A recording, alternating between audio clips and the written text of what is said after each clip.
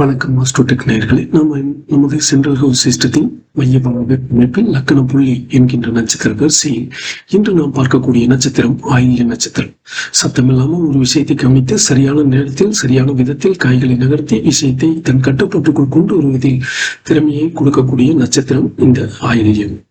இதில் அறிவாற்றலால் மற்றவர்களை தங்களோடு பிணைத்துக் கொள்ளும் திறனை இயல்பாகவே கொண்டிருக்கும் இந்த நட்சத்திரம் மனிதர்களை மனம் எப்படி வேலை செய்து என்பது படிப்பதிலும் யாருக்கும் தெரியாத ரகசிய அறிவை தெரிந்து கொள்வதிலும் ஆர்வம் அதிகம் கொண்டது.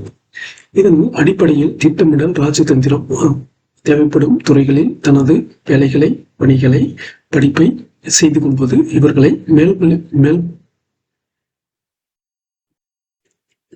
இந்த நட்சத்திர அமைப்பில் திட்டமிடல் ராஜதந்திரம் தேவைப்படும் துறைகளான அரசியல், பிசினஸ் ஸ்ட்ராட்டஜி போன்ற மூளைக்கு வேலை கொடுக்கும் துறைகளில் இவர்கள் படிப்பதும் பணி செய்வதும் இவர்களை மேல் நிலைக்கு கொண்டு வந்துவிடும்.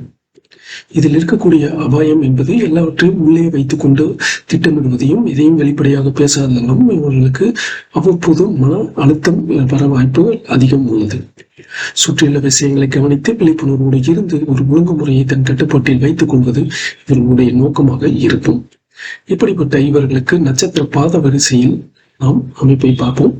முதல் பாதம், இவர்களது செயலில் ஒரு குறிக்கோள் இருக்கும். ஒரு விஷயத்தையோ அல்லது ஒரு நிபரையோ கவனித்தவுடன் பார்த்தவுடன் அவர்களோடு ஒரு தொடர்புடைய அல்லது இணைப்பை ஏற்படுத்துவது இவர்களது முதல் வேலையாக இருக்கும். வெளியே தெரியாமல் காரியத்தை ஆரம்பிப்பதில் இவர்கள் எக்ஸ்பர்ட்.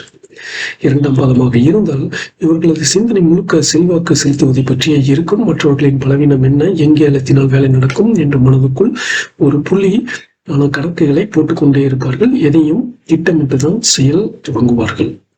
இதுவே மூன்றாம் பாதமாக இருந்தால் இவர்களது